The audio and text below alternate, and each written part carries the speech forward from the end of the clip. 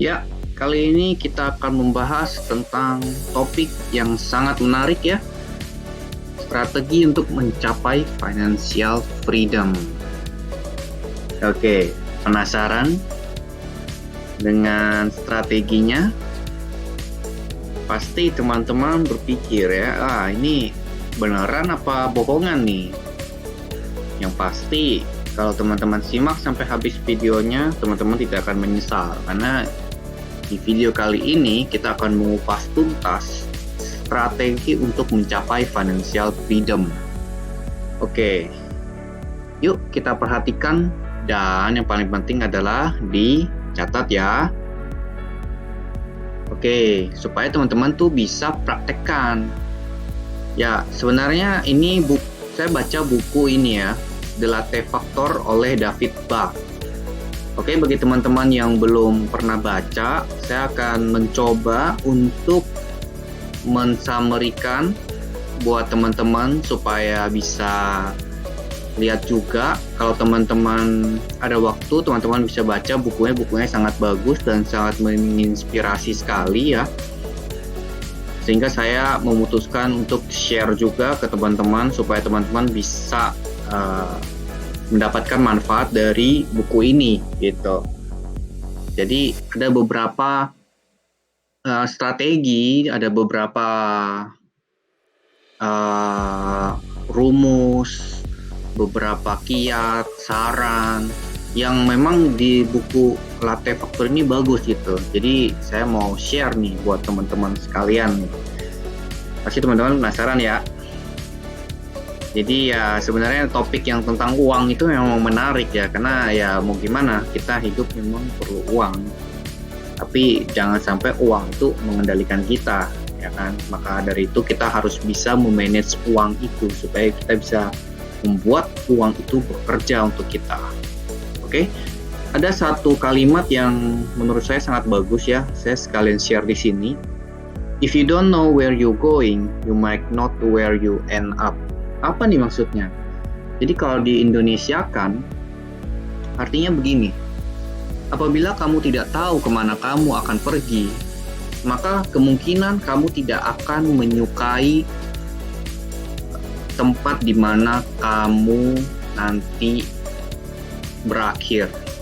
Kira-kira teman-teman ngerti ya maksudnya ya?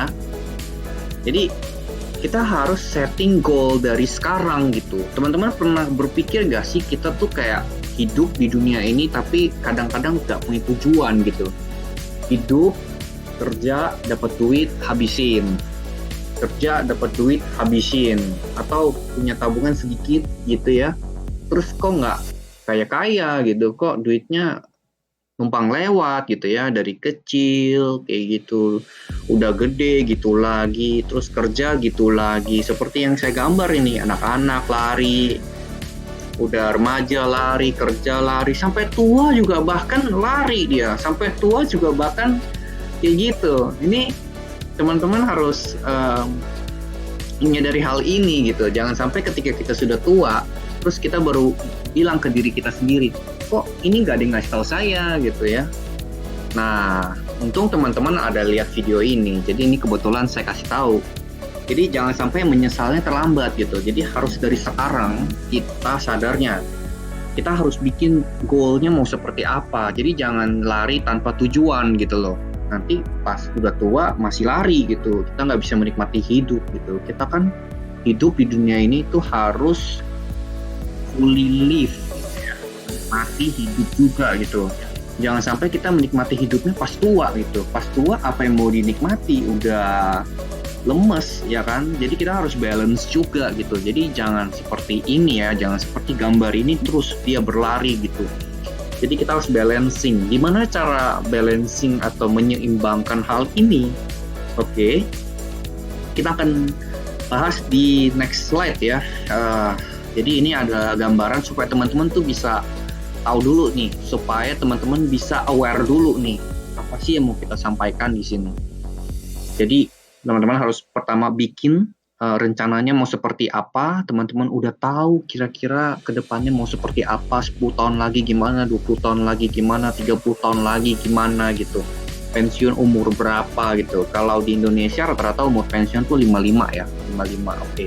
Kalau teman-teman sekarang umur 20, 30, berapa tahun lagi sampai umur 55? Berarti saya punya rencana berapa tahun, 5 tahun ke depan di sela-selanya mau ngapain? Berapa uang yang mau saya tabung, contohnya gitu ya. Kalau kita nggak tahu, kita kerja dapat uang ya, kalau seadanya kita tabung, kalau nggak ada yang nggak ditabung ya. Kalau kayak gitu ya teman-teman akan berakhir seperti gambar yang di sini. Oke? Nah, dalam bukunya The Latte Factor oleh David Bach, dia menjelaskan 3 rahasia kebebasan finansial. Pertama, kita bayar diri sendiri dulu. Kedua, jangan menganggarkan, jadikan otomatis. Ketiga, hidup kaya sekarang. Apa nih maksudnya? Oke, jadi kita bahas yang pertama dulu, bayar sendiri dulu. Apa nih maksudnya bayar sendiri dulu? Ya, jadi maksudnya kita jangan menghabiskan uang itu untuk bayar sewa kos misalnya, sewa rumah, atau bayar kartu kredit atau apa. Kita harus bayar diri kita sendiri dulu. Jadi kita invest dulu di kita. Kurang lebih gitu ya. Jadi 1 jam pertama atau 1/8 kan 8 jam kerja, kurang lebih 12,5% dari gaji kita sisihkan, kita invest. Itu artinya bayar diri sendiri dulu, baru bayar yang lain gitu. Kalau bisa semakin tinggi persennya semakin bagus gitu.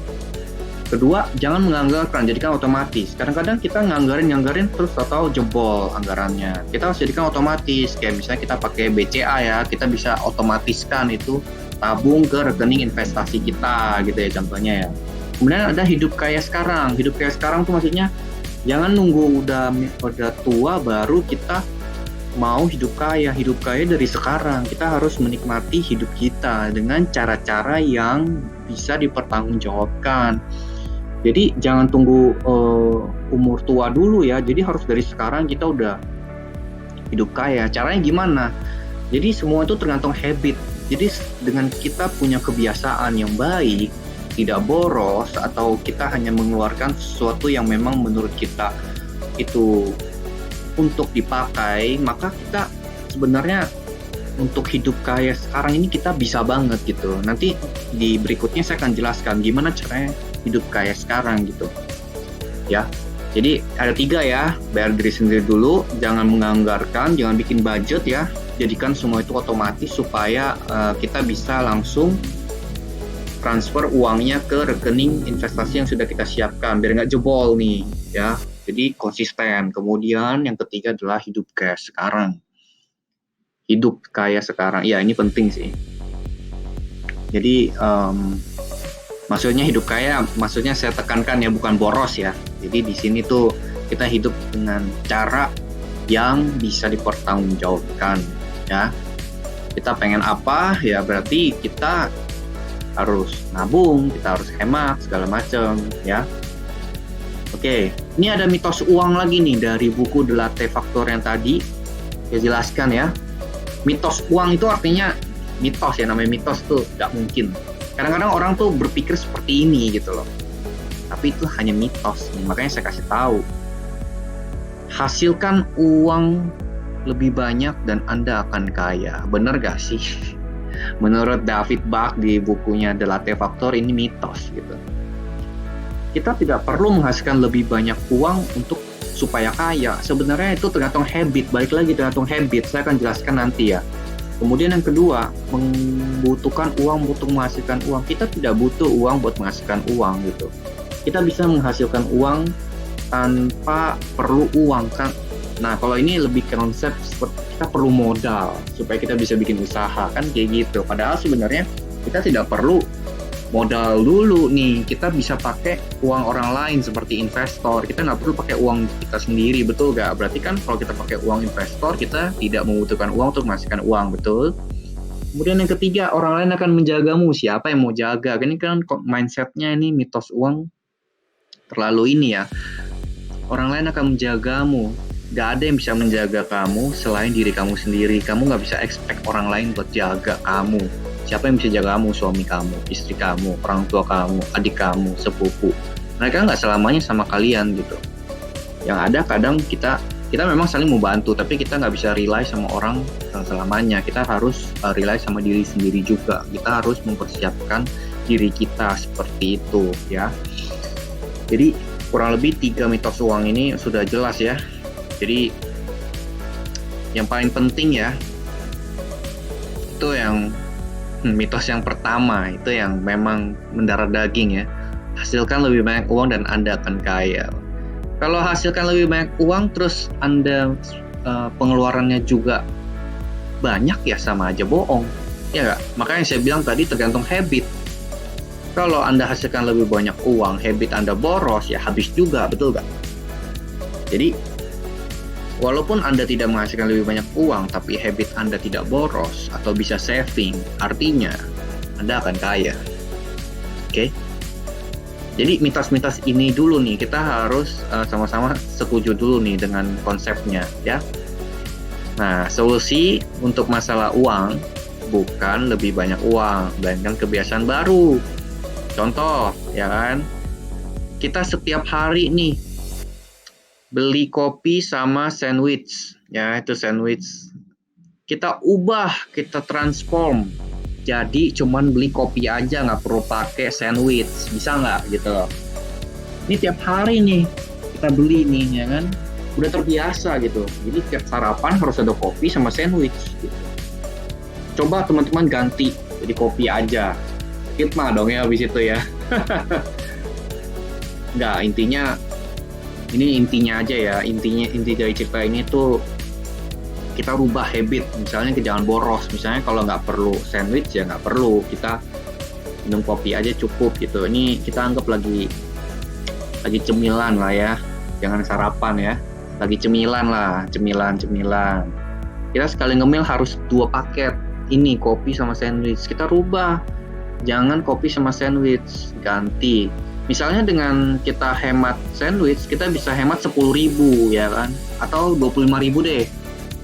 Satu paket misalnya 50.000, dengan kita take out sandwichnya, kita cuma minum kopinya harganya bisa 25.000 gitu. Ya kan? Berarti kita sudah hemat berapa? 25.000 per hari. Coba teman-teman bayangin kalau kita hemat 25.000 per hari ya. Kita coba hitung ya. Kalau sandwichnya kita take out atau kita hilangkan.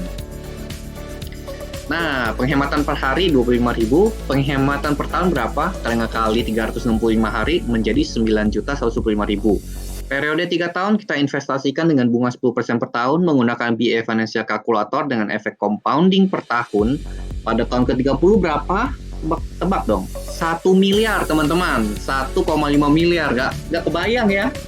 Kaget ya. Ternyata dengan kita hemat 25.000 per hari, ketika kita invest dengan bunga 10% per tahun, kita bisa mendapatkan 1,5 miliar per tahun 30.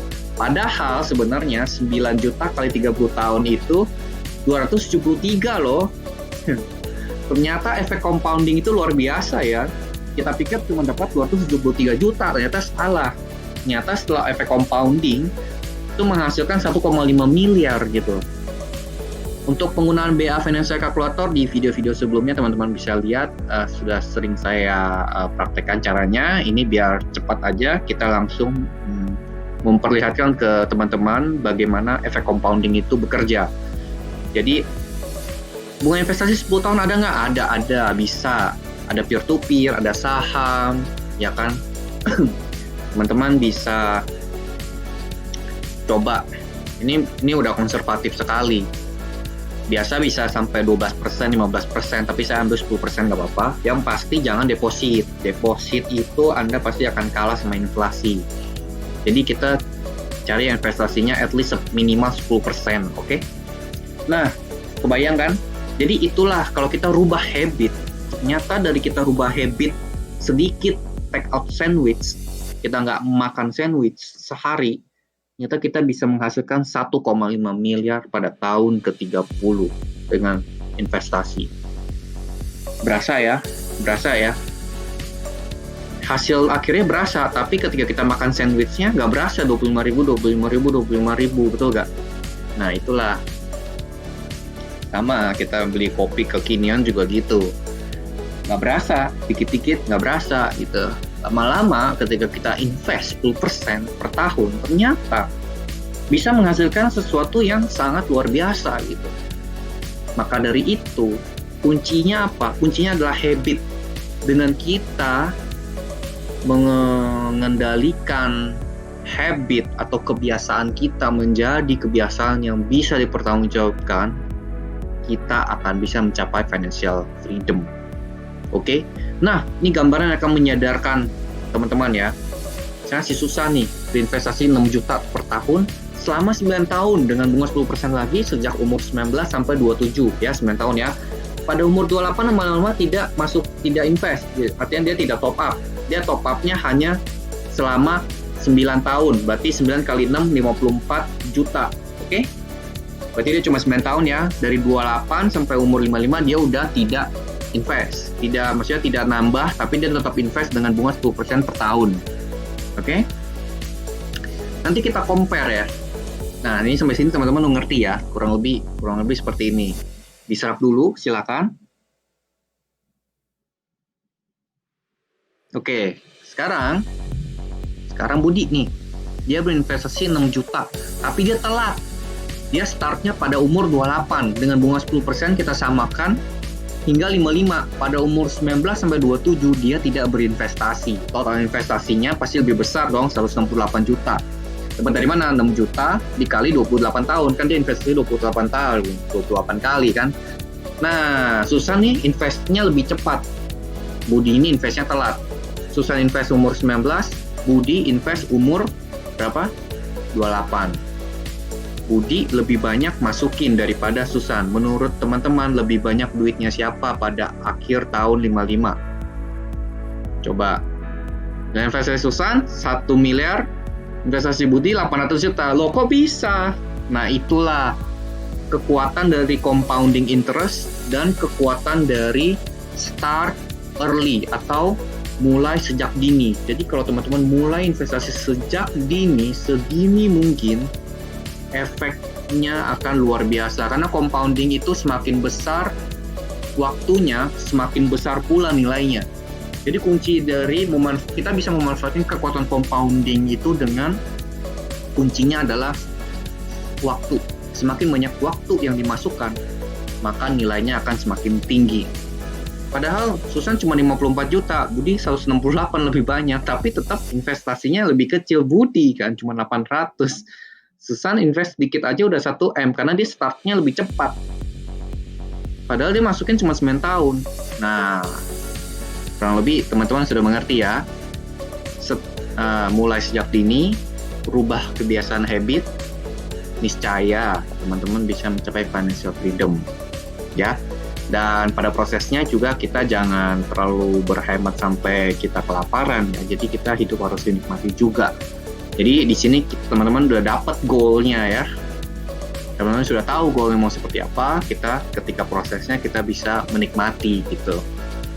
Kita udah tahu nih berapa yang harus kita masukkan, investasikan per tahun berapa. Jadi teman-teman udah tahu nih, oh kurang lebih saya harus masukin sekian. Kurang lebih habit yang bisa dikurangin apa nih yang bisa berhemat. Tanpa itu kita bisa gitu. Tanpa sandwich contoh tadi kita bisa gitu. Nah lama-lama kalau dihitung ternyata efeknya luar biasa ya.